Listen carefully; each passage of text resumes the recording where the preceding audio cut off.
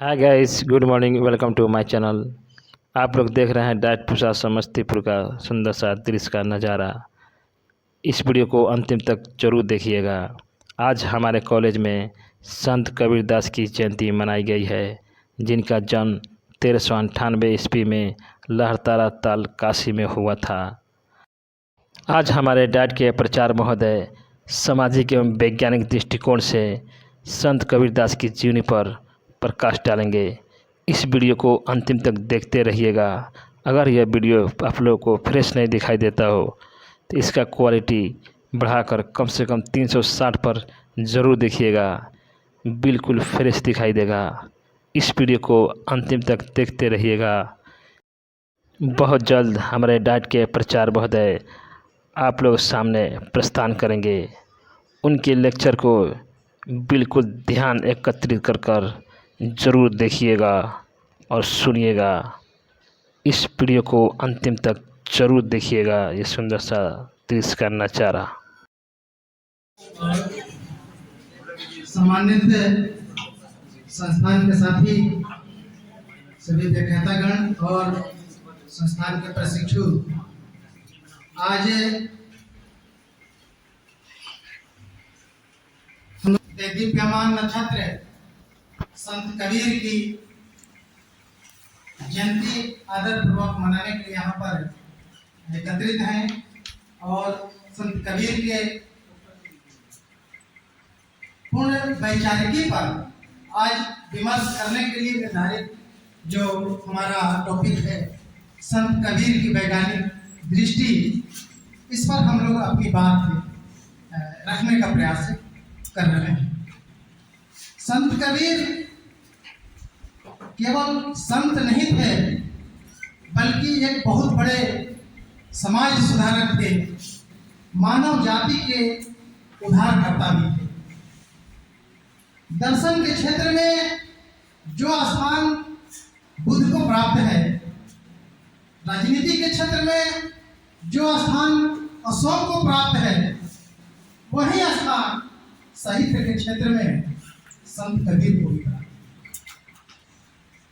कबीर की रचनाएं का जब हम लोग विश्लेषण करते हैं तो हमें स्पष्टता दिखाई देती है कि कबीर की हर एक वाणी, हर एक दोहे, हर एक साखी पूर्णतः वैज्ञानिक तत्वों से ओतप्रोत है।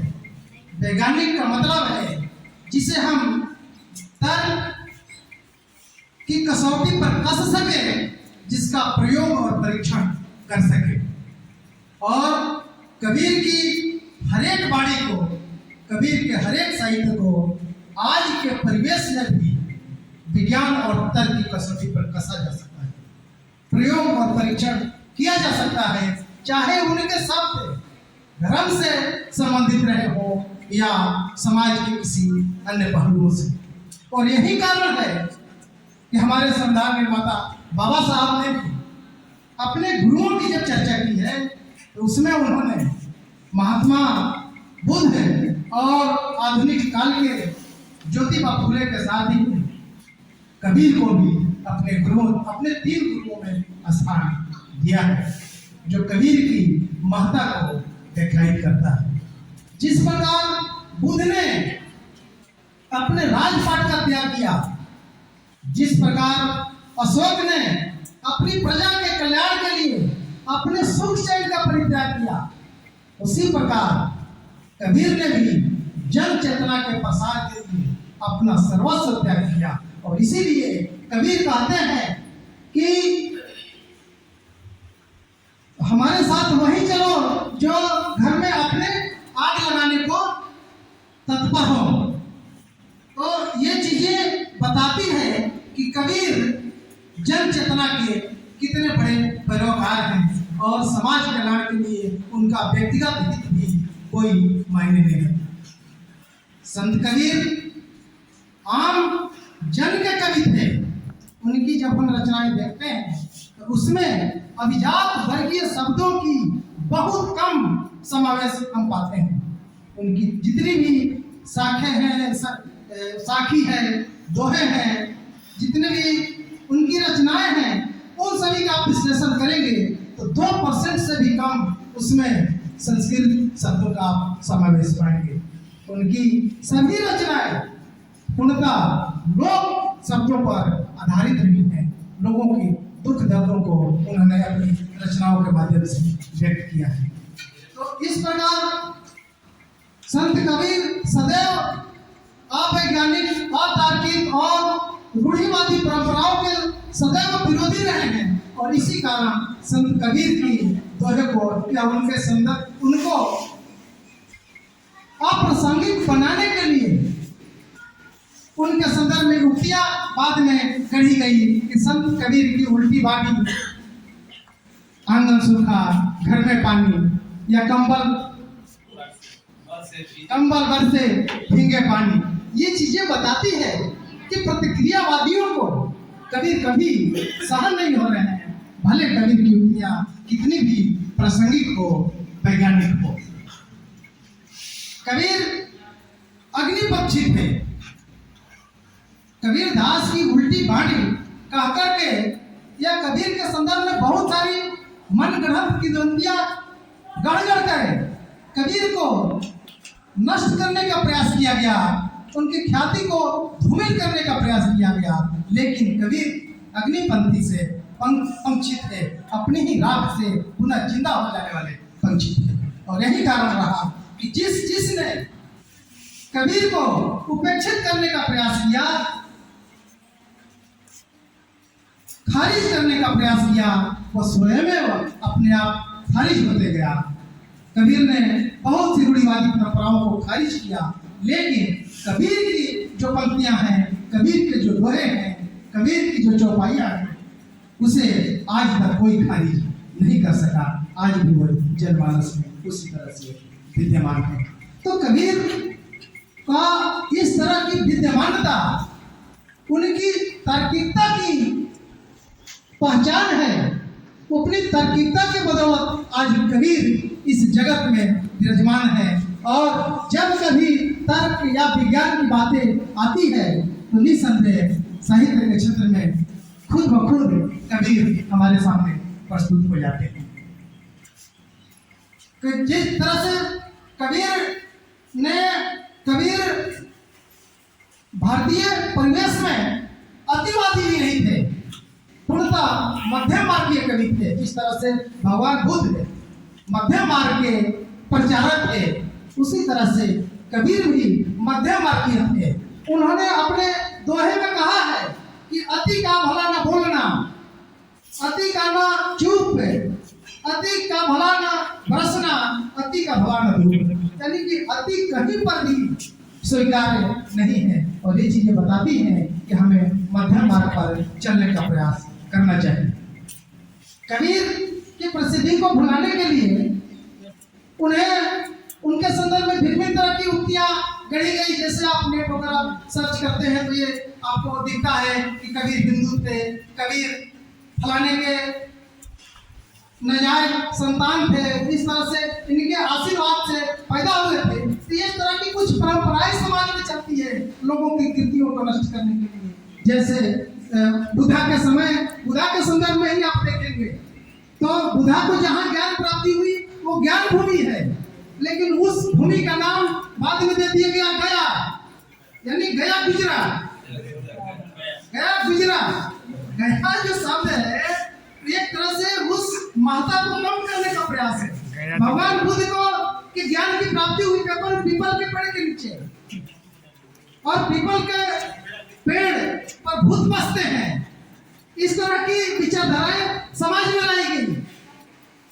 कभी भगवान बुद्ध चाहे एक पर्यायवाची शब्द वैशाख नंदन भी है, बाद में वैशाख नंदन शब्द का एक पर्यायवाची गधा भी बनाया गया। तो इस तरह के षड्यंत्र साहित्य में समाज में अनवरत होते रहते हैं, जिसके द्वारा किसी व्यक्ति की ख्याति को, उसकी महत्ता को नष्ट किया जा सके। लेकिन सत्य कभी नष्ट नहीं होता, और उसी का ये देन है या उसी का पर्याय है कि आज कबीर हमारे बीच जिंदा है और हमें वैज्ञानिक सीख देते आ रहे हैं। कबीर ने अपने संदर्भ में भी अपने कुछ दोहे के माध्यम से अपने संदर्भ में भी कहा है, जो प्रतिक्रियावादियों के मतों का स्वयमेव खंडन हो जाता है। उन्होंने कहा है, हिंदू कहे मोहि राम प्यारा। संत कबीर कहते हैं कि हिंदू कहे मोहि राम प्यारा, तुर्क कहे रहमाना, आपस में दो लड़ी हुए मरम न कोई जाना। अरे हम क्या हैं? हमारे बारे में आप क्या बताओगे? हमारे लिए आप लड़ मर रहे हो हमारी परिस्थिति को आत्मसात करने के लिए, लेकिन हम क्या हैं वो हम जानते हैं। वे अपने धार्मिक रूप से अपने संप्रदाय में घोषित करने वालों को भी चेताते हैं और कहते हैं कि पावन पूजे हरि मिले तो मैं पूज उपहार, ताते से चकी भले फूट खाए संसार। अन्य धर्मों के संदर्भ में भी वे व्यक्त कहते हैं कि कापड़ पापड़ जोड़ी के मंदिर लियो बनाए, ताचिरी मूला भाग दे या बारह हुआ खुदाए। तो इतनी वैज्ञानिक सोच है अपने संदर्भ में कि हमें किसी धर्म के तराजू पर न तोलो। हमें धर्मों से नहीं, हमें सच्चाई से मतलब है। हमारा ईश्वर धर्मों से जुड़ा हुआ ईश्वर नहीं है, धर्मनिरपेक्ष ईश्वर है। और इसीलिए कबीर को सदैव सत्य का उद्घाटक या सत्य का प्रचारक माना गया है। कबीर के साहित्य में जबरन कबीर को साहित्य में जबरन किसी का शिष्य भी घोषित कर दिया जाता है कि कबीर अमुक व्यक्ति के शिष्य थे। जब हम ऐतिहासिक तौर पर उनके घोषित कवियों का या संतों का समयावधि निकालते हैं तो वो समयावधि 200-300 सालों का अंतर हमें दिखाई देता है, लेकिन साहित्य में उनके गुरु भी घोषित कर दिए गए हैं। कबीर अपने उन गुरुओं के संदर्भ में भी चुप नहीं है। वे कहते हैं अपने संदर्भ में कि जब मैं था तब हरि नहीं। कबीर कहते हैं कि जब मैं था तब हरि नहीं, अब हरि है मैं नहीं। सब अंधियारा मिट गया जब जब जब जब दीपक देखा तारी। यानी कि कहते हैं कि जब मैं था तब हरि नहीं, अब हरि है मैं नहीं। सब अंधियारा मिट गया जब दीपक देखा तारी। ये हमारा कोई गुरु नहीं। भगवान बुद्धा ने भी कहा था, अब दीपो भाव, अपना दीपक स्वयं बनो। और उसी परंपरा के कबीर रहे, कबीर जिन्होंने अपने चिंतन से, अपने ज्ञान से, अपने विचारों का रचा, विचारों का गढ़ा और अपने शब्द समाज को दिए। आगे वो अपने संदर्भ में ही कहते हैं कि ऐसा कोई ना मिला हमको दे उपदेश।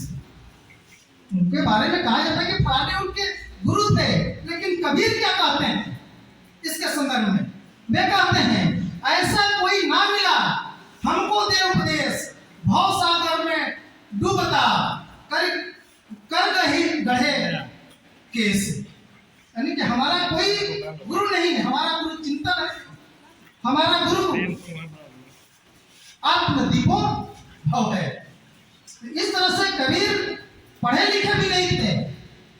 कबीर पढ़े लिखे नहीं थे, उनके ज्ञान, उनकी दोहे, उनके चिंतन का परिणाम है। और आज आश्चर्य की बात है कि कबीर भले पढ़े लिखे नहीं थे, लेकिन आज कबीर पर हजारों लोग पीएचडी की उपाधियां कर चुके हैं, प्राप्त कर चुके हैं। तो कबीर अपने संदर्भ में ये कहते हैं कि मसी कागज छुआ नहीं, कलम गई नहीं। हाँ, कबीर किताबों को या गुरुओं को ही ज्ञान का एकमात्र स्रोत नहीं मानते थे। कबीर के जैसे बहुत सारे संत हुए हैं जिनकी धारणाएं किताबों के संदर्भ में कई एक संत हैं जो कहते हैं कि किताबें 4 तरह की होती हैं। किताबें 4 तरह की होती है, दिमाग बढ़ाने वाली, दिमाग सड़ाने वाली, दिमाग उड़ाने वाली और दिमाग भटकाने वाली। इन किताबों को पढ़ोगे उस तरह का व्यक्तित्व बनेगा। और इसीलिए कहते हैं कबीर कि मसी कागज छुओ नहीं, हमें कागज से कोई मतलब नहीं। कारण आप कहते कागज की लेखी, मैं कहता आखिर की देखी। मैं उन्हीं चीजों को कहता हूँ जो हमारे सामने घटित हो रही है। किताबों में जो आपने जो गढ़ा है, किताब लिखने वाले अपने ईश्वर गढ़े, अपने नीति गढ़े, अपने शास्त्र गढ़े। कबीर ने उन सभी नीतियों को, धर्मों को, शास्त्रों को इनकार किया और कबीर अपने सत्य को गढ़ा। कबीर की जो रचनाएं हैं वो कबीर की वाणी है, कहीं से उधार ली हुई वाणी नहीं है। और इसीलिए आज कबीर प्रासंगिक है। हम कहते हैं कि कबीर की वैज्ञानिक दृष्टि, वैज्ञानिक का मतलब क्या? विज्ञान का अनुसरण करने वाला, विज्ञान को जीने वाला वैज्ञानिक। विज्ञान को जो व्यक्ति विज्ञान को जिए वो वैज्ञानिक है। कबीर का जीवन शैली पूर्णतः वैज्ञानिक थी। कबीर विज्ञान को जीते थे। इसीलिए कबीर में कम पकमंडुकता नहीं थी, कुपमंडुकता नहीं थी। कबीर स्वतंत्र विचारों के स्वामी थे। कबीर का अंतिम समय जब आया तो उस समय की परंपरा थी कि काशी में जब मृत्यु होगी तो स्वर्गवास की प्राप्ति होगी। कबीर को ये बातें भी चोट करती थी और कबीर ने प्रण किया ये कबीर काशी में देह त्याग नहीं करेगा। कबीर पूरे जीवन काशी में रहे और मरने के समय मगहर चले गए ताकि लोगों को ये बता सकें कि इसी स्थान पर मरने से कुछ उपलब्धि प्राप्ति नहीं होती। इसलिए आजीवन काशी में व्यतीत करने वाला, गंगा के तट पर व्यतीत करने वाला संत, विचारक, समाजसेवी अपना परिनिर्वाण गंगा से दूर प्राप्त करता है, जो उसकी वैज्ञानिक सोच, उसकी धारणा को व्यक्त करता है। कबीर कई एक सामाजिक मुद्दों पर हम सभी को उपदेश देते हैं, निर्देश देते हैं और कहते हैं साच बराबर तप नहीं, झूठ बराबर पाप, जाके हृदय साच है ताके हृदय आप। क्या बातें वैज्ञानिक नहीं है? पूर्णतः वैज्ञानिक है। इसको करके देखें, बार बार इसका परीक्षण किया जा सकता है, बार बार तर्क और विज्ञान की कसौटी पर इसको कसा जा सकता है। कबीर कहते हैं कि कबीरा कुआं एक है पानी भरे अनेक, कबीरा कुआं एक है पानी भरे अनेक, बर्तन में ही भेद है पानी सब में है। इतनी बड़ी बातें कबीर हमें ये कह करके गए हैं। यदि इस देश की प्रगति या विकास कबीर के विचारों पर नहीं होगी, कोई दूसरी विचार नहीं है जिसको अपना करके हम इस राष्ट्र को, इस समाज को आगे बढ़ा सकते हैं। कबीर का हरेक व्यक्तित्व, हरेक दोहे, हरेक साक्षी आपसी प्रेम और भाईचारा का प्रतीक है। और निसंदेह बाबा साहब ने जब इनको अपना गुरु माना, इनके विचारों का आत्मसात किया, तो इनके कबीर के इन तार्किक दृष्टि और अहिंसा और आत्मीयता बाबा साहब द्वारा रचित हमारे संविधान में भी दिखाई देती है। समानता, स्वतंत्रता और बंधुता के पाते हैं। निसंदेह उस वैचारिकी का आधार या स्रोत हमारे इस कबीर रहे हैं, हमारे रहे। तो इस तरह कबीर ने स्थापित मान्यताओं के विरुद्ध चल करके सत्य का संदेश हमारे सामने प्रस्तुत किया।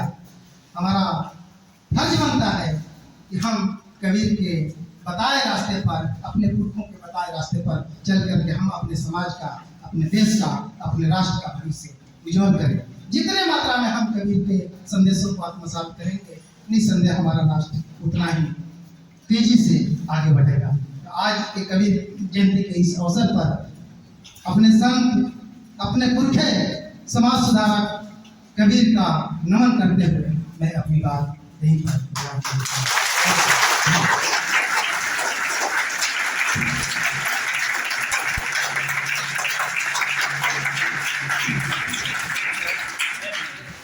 तालियां बजती रहनी चाहिए। बहुत बहुत धन्यवाद आदरणीय प्राचार्य महोदय आपका। आपने हम लोगों के बीच कबीर के जो विचार हैं, दोहे हैं और जो उनका वैज्ञानिक दृष्टिकोण है, उनके बारे में बहुत ही अमूल्य विचार रखे, जिनसे हम लोगों को आत्मसात करने की बहुत ही जरूरत है। आज के भविष्य आप सभी छात्र, प्रशिक्षु, अध्यापक हैं और कल के भविष्य की बागडोर आप लोगों के हाथों में होगी। इसलिए हमारा एक कर्तव्य बनता है और हम लोग आज प्रण लें।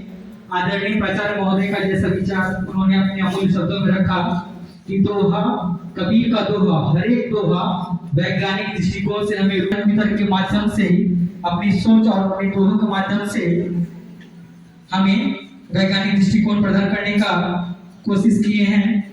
आदरणीय प्राचार्य महोदय ने कहा कि साहित्य से जो ये दोहे हमें वैज्ञानिक दृष्टिकोण से रूबरू कराते हैं, उनकी चिंतन, ज्ञान, विचार, जो सभी विचार हैं वो हमें समाज में जो देखने को मिले हैं, राष्ट्र को आगे बढ़ाने में तार्किक दृष्टिकोण बहुत ही मायने रखता है। आज की वीडियो में बस इतना ही। मिलते हैं अगले ब्लॉग में। इस वीडियो को लाइक, कमेंट, शेयर ज़रूर कर दीजिएगा। अगर आप हमारे चैनल पर पहली बार हैं तो हमारे चैनल को सब्सक्राइब करके बेल का घंटी ज़रूर दबा दीजिएगा। अगर यह वीडियो फेसबुक पर देख रहे हैं तो इस पेज को फॉलो, लाइक, कमेंट, शेयर ज़रूर कर दीजिएगा। Okay, bye, thank you. Jai Hind, जय भारत।